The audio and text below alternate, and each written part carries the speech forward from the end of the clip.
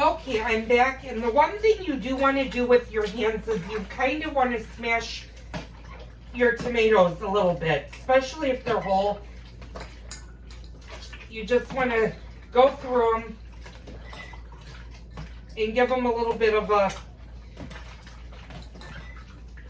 smash. You're not breaking them up, but you're just smashing them. Okay, and I'm going to show you what this looks like, because it's going to be hard for you guys to see. That's what it looks like. Give you a little bit better of a view. Now what we're going to do is we're going to start jarring it. And you want to make sure that your fresh basil is handy. And of course, I'll turn you guys, underneath the towel are my sterilized jars. They were sterilized in the microwave. Not in the microwave, I'm sorry. They were sterilized in the dishwasher. I had to think there. I'm like, wait, I didn't use the microwave to sterilize this. And you do not want to use the microwave to sterilize your jars. So, now, what we're going to do is we're just going to we're going to start filling our jars. And when you get about halfway down, get a little bit of liquid.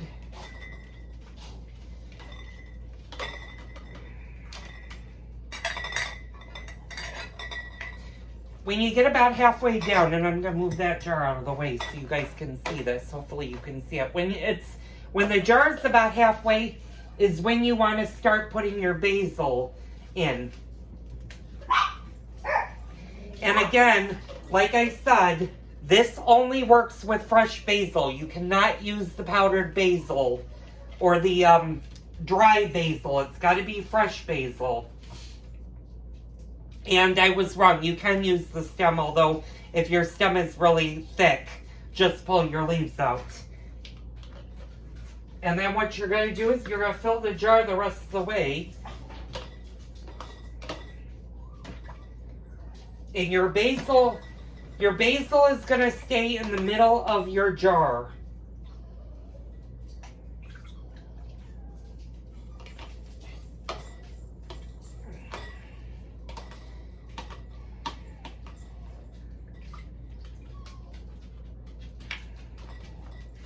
I need to get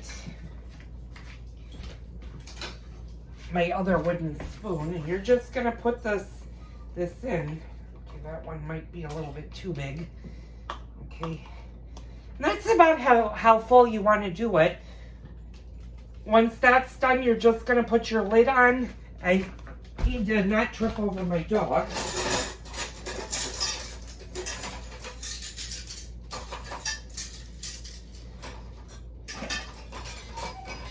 And I'm going to grab all of my bands. And you want to make the jar tight, but you don't want to over tighten it. So if you do loose, because when the jar seals, you're going to tighten when this comes out of the water. You're going to tighten the lid down. That gives your tomatoes a little room to expand. So I'm going to just do this again and show you guys.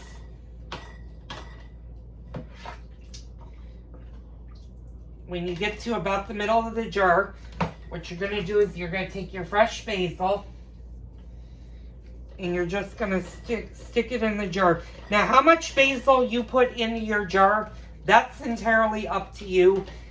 I like good, fresh quality, especially since I'm growing my own basil. I just like to do it this way. I've always done it this way. Like I said, you're not going to do anything other than the basil. And I'm just going to put the tomatoes in there. And then what we're going to do is we're going to just seal up the jar. Now these are not processed yet. These still need to go into the canner and they need to be processed. And this one I can actually put a little bit more in it. Maybe get a small. There we go. All right.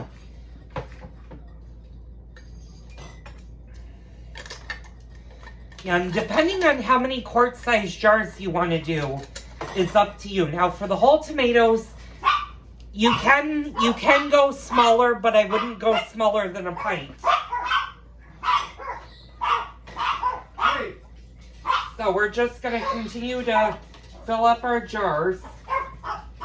You might be asking, well, how many half bushels of jars will fill? Well, you'll probably get maybe 5 jars, maybe a little bit less. Which is why when I do this, I usually do this in a great big batch. I don't do just a half bushel. I do a lot more, but we're going to see where we're at with it when it comes to this. Now, when I actually start to do the sauce jars, those are a little bit different.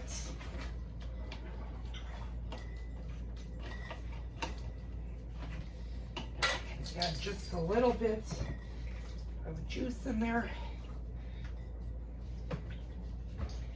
Maybe 2 more tomatoes. Let's see how this goes. Okay. So this is the 3rd jar of peeled tomatoes. And like I said, these needed to be canned for 45 minutes and then an additional half an hour. So that's 3. And I'll show you where I'm at so you get kind of an idea. I have all of that. So I'm going to stop the video. I'm going to go ahead and do the rest of the jars. I'll be back before I put them in the canner. Okay, y'all, I'm done. I finished canning or jarring all of them.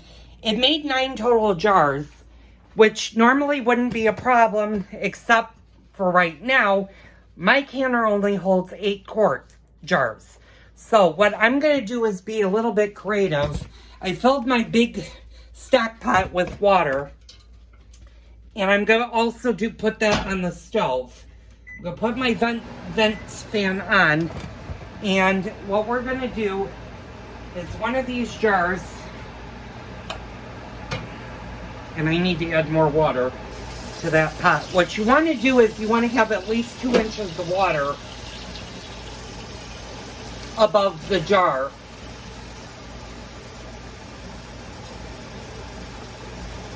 And 1/2 bushel will make 9 quart size jars of peeled tomatoes.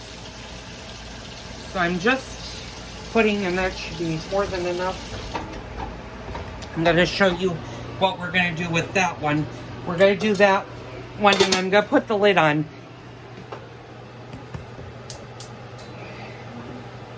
And we're going to go ahead and start that one. Now I'm going to get the rest of my jars. I'm going to step out for a second.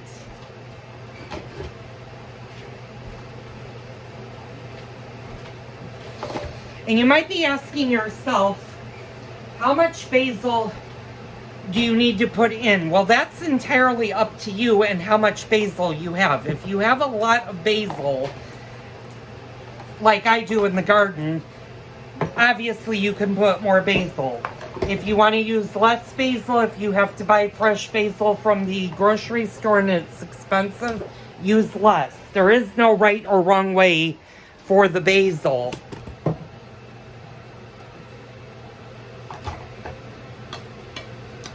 Oh, and I'm sorry, my canner only takes 7 quart size, so I'm left with 2, which is fine. I'm going to process these 2 in the pot. I have more than enough room. So I'm going to put this one right next to it. And that's totally fine. Now what we're going to do is we're going to turn this on. And I'm going to put these in my canner. Oops. And the one thing I did do is I overfilled the canner. I could tell it's overfilled. So I'm going to take just a little bit. I'm going to take a pot full of water out. I'm going to put that off to the side and put this in. And then if I need to add more water. No, I actually don't. I actually need to take some out, but okay. I'm going to take just a little bit more water out so it doesn't over boil. Okay, and I'm going to put the lid on. I'm going to show you that. So all my jars are in there with the water. I'm going to put this on. What you're going to do is you're going to wait for the pots to come to a boil. You're going to turn the heat down from high to like a medium flame. And you're going to process these for 45 minutes. After they process for 45 minutes, you're going to take the lid off of each one of these and you're going to turn them off. And you're going to leave them alone for at least a half an hour before you take them out of the water. If you're not using the stove and these are the amount of jars that you need to do, you can actually leave them in overnight off the flame. So turn your flame off after the 45 minutes and just let them cool naturally. And then tomorrow check and make sure that all of the lids have sealed.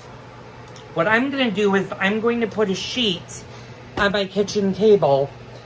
And again, you need a blanket for this because if you have cold air that's circulating, you don't want to put hot jars and have them get the cold circulating air around them because that will actually shatter the jars. So make sure you cover them with a nice blanket. They don't need to be turned upside down. They can be right side up. They just need to cool down for 24 hours. And then you're going to, the next day, check your jars to make sure that they've sealed. Now, these tomatoes in the jars, once they've been sealed and you check the seal, these will last a long, long time. I still have jars that I did last year that I haven't used yet. So you can see how long these jars actually last. I have 16 sauce and 16 peeled tomatoes that I did last year that I still have in my pantry. So this will bring up my total of peeled tomatoes to 15 jars. Now I probably will do more jars. Usually for me, I do 24 of each jar. So if I have 15, I have to do another half bushel, will give me the full 24 jars for my pantry. So I hope you guys enjoyed this video. Hit the like button, hit the subscribe button for more great Cooking with Joel videos. Leave me a comment down below. I love reading your comments. This is a long video, and I'm going to tell you flat out right now, when I start to do the sauce, that's equally going to be as long, if not a little bit longer. But it will give you the basis of all of my Italian and other cooking recipes, what the base I use when I do my Italian cooking.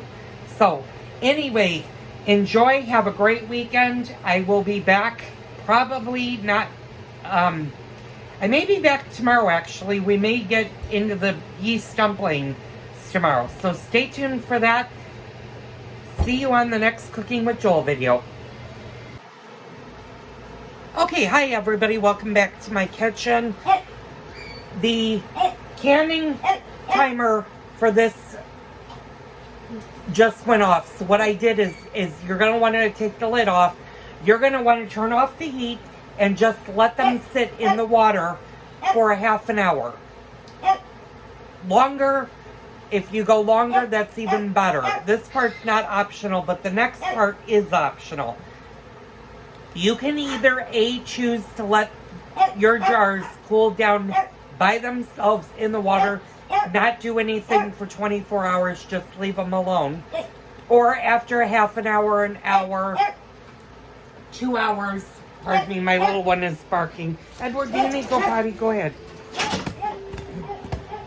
So, after a half an hour or even longer, you can either choose to leave the cans in the water and let them cool down naturally, or you can take them out and put them on a clean sheet and wrap them in a blanket. Basically the same thing that we did for the jams as well as the bread and butter pickles and the dill pickles. You're going to do the exact same thing with them. You're going to leave the jars alone for 24 hours.